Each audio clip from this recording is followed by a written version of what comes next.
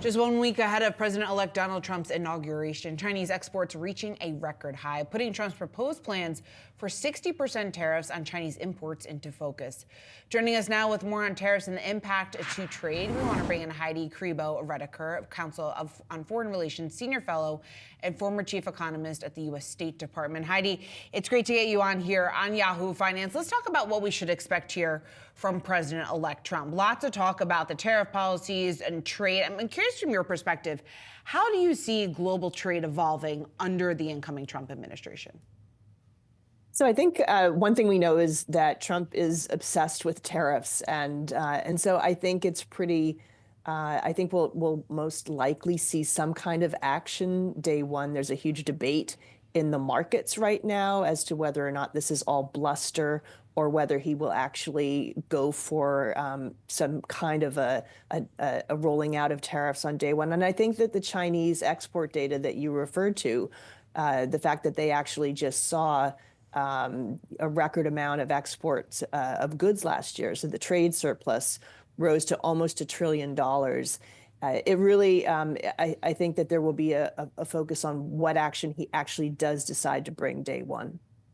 Yeah, that's certainly the focus. And one of the big questions has been whether or not there's going to be a universal tariff or something a little bit more acute, focused on things like national security. Based on your experience in government with the State Department and obviously with key economic issues, which do you think is more likely?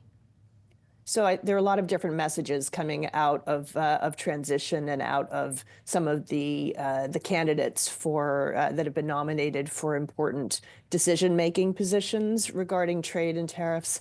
So, I think you have some voices that are underscoring the importance of tariffs as a protection against sort of traditional trade threats, overcapacity, the types of exports and that you're seeing come out of China right now. Also, national security is a really big issue.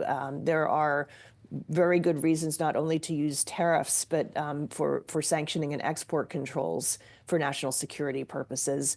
And I think, you have people talking about using tariffs to actually as a revenue raiser, which will bring up different points of view in Congress later when you start having the negotiations over the 2025 tax bill. What can you actually count as a revenue? What can be used for reconciliation?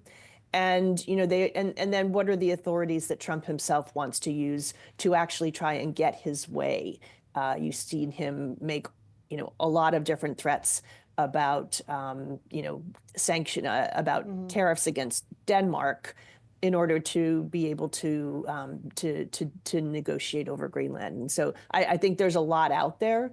And we'll just have to see what happens. Heidi, you mentioned the fact that tariffs could potentially help with competition. They could help with security issues. That was also two things that JP Morgan CEO Jamie Dimon discussed on how tariffs could be effective going forward as a negotiating tool. I guess the question is, are you confident that Trump is going to be successful with that narrative and getting those points across, or just in terms of that execution?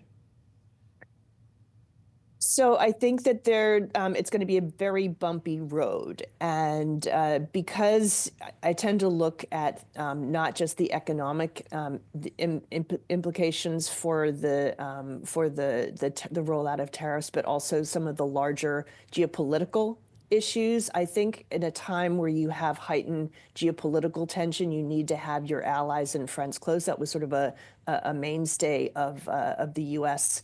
making sure that it could rely on friends when there was weaponization of any kind of economic coercion. And I think that if you take a swath of our allies and suddenly threaten tariffs, you're going to have a lot less likely friendship, friendshoring, and protection against some of the backlash we'll see in retaliation to some of those tariffs.